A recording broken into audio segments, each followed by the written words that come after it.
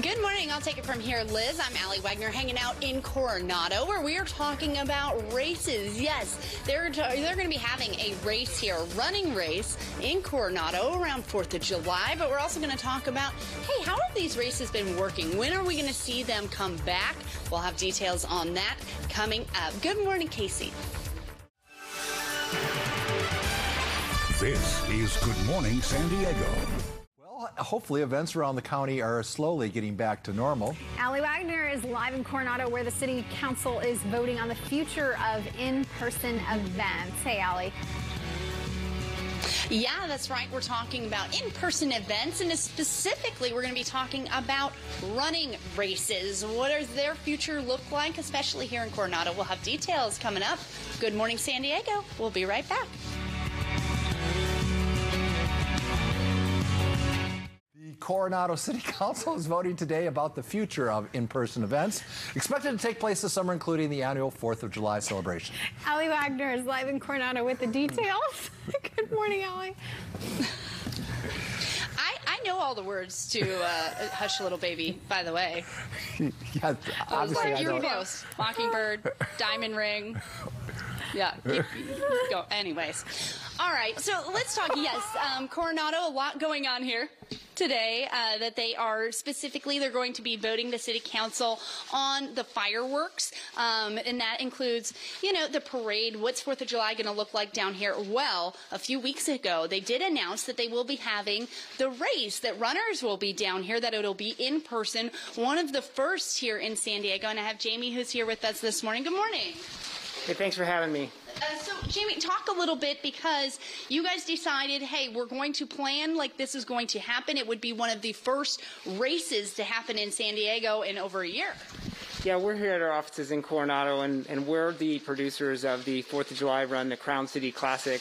And last year we had to have a modified live in-person, sort of a curbside packet pickup where people went on a running path. And we've been putting on virtual runs now for the last year, a little more than a year. And so we're committed to hosting a live event for the running community just because it's the right thing to do. Yeah, and so for you guys, a lot of people don't realize that that's been one of the last things, that there's really no path, there's no guidance on when those races can come back.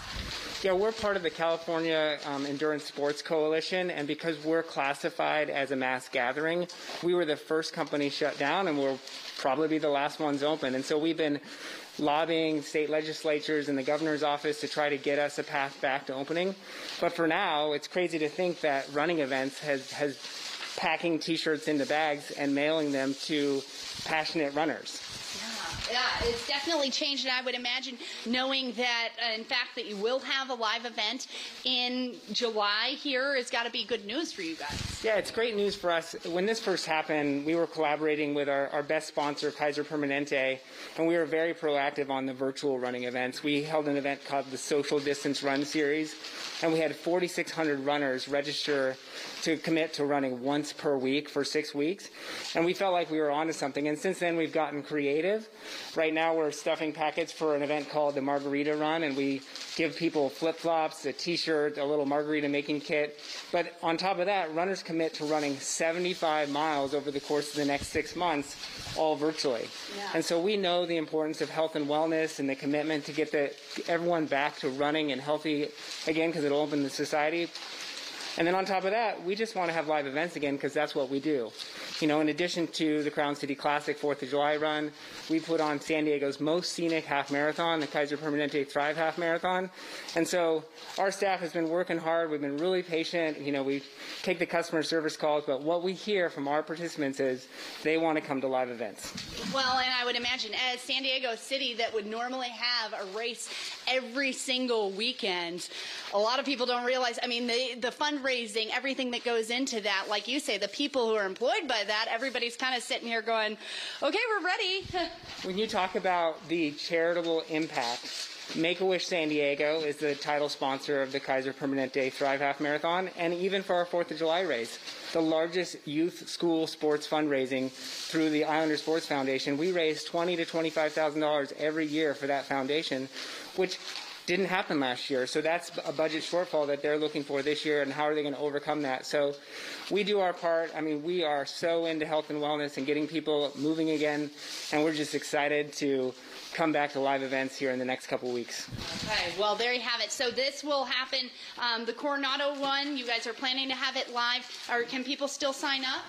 Yes, it's runcoronado.com is the email address or the web address for that. And then, of course, we've got the Thrive Half Marathon.